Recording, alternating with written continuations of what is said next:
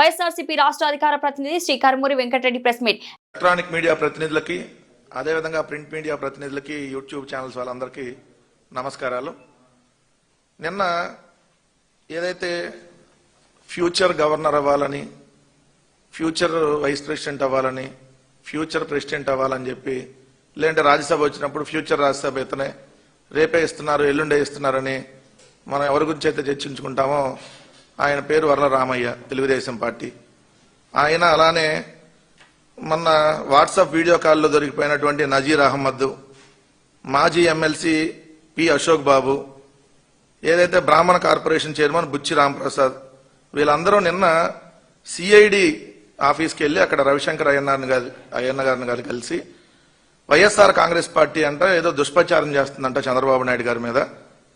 సజ్జల భార్గవరెడ్డి గారు, సజ్జల గారు, జగన్ గారి నేతృత్వంలో చంద్రబాబు నాయుడు గారి మీద అసభ్యకర పోస్టులు పెట్టించేస్తున్నారని చెప్పి వాళ్ళు వెళ్ళి నిన్న కంప్లైంట్ ఇస్తే నవ్వొస్తా ఉంది. అసలు మీదే ఒక ఫేక్ పార్టీ, మళ్ళీ మీ ఫేక్ పార్టీ మీద మళ్ళీ డీప్ ఫేక్ పోస్టులు పెట్టి ప్రచారం చేయాల్సినటువంటి అవసరం వైఎస్ఆర్ కాంగ్రెస్ పార్టీకి ఏముంటది? ఆల్రెడీ ఓ పక్క కల్తీ పాలు, ఇంకో పక్క కలుషిత నీరు. అక్కడ కల్తీ పాలతో 6 చనిపోవటం, అక్కడ కలుషిత నీరుతో డయేరియా వచ్చి 4 చనిపోవటం.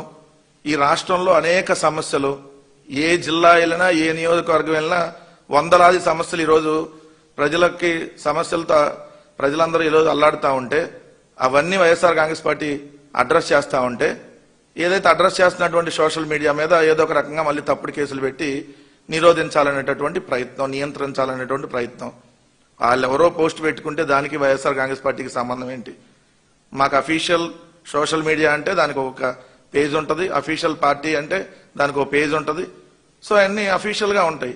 ఎవరో ఏదో పోస్టు మీ మీద పెట్టుకొని పెడితే దాన్ని వైఎస్ఆర్ కాంగ్రెస్ పార్టీకి ఆపాదించేసి, అసలు మా సోషల్ మీడియా ఎవరు నడుపుతున్నారో మీకు తెలియదు. మరి మీరు ప్రభుత్వంలో ఎట్లున్నారో నాకు అర్థం కాల. సజ్జల భార్గవ్ గారు ఇప్పుడు సోషల్ మీడియా ఏం చూడటల్లా, కానీ సజ్జల భార్గవ్ గారు అంట కుట్ర బన్నేశాడంట, సజ్జల గారు కుట్ర బన్నేశాడంట, చంద్రబాబు నాయుడు గారి మీద అసభ్యకర పోస్టులు పెట్టించేస్తున్నారంట. అసలు మీ మీద అసభ్యంగా పెట్టించాల్సిన అవసరం ఏంది? మీ ప్రభుత్వం అసభ్యంగా అశ్లీలంగా తయారైందనేది కనపట్లేదా?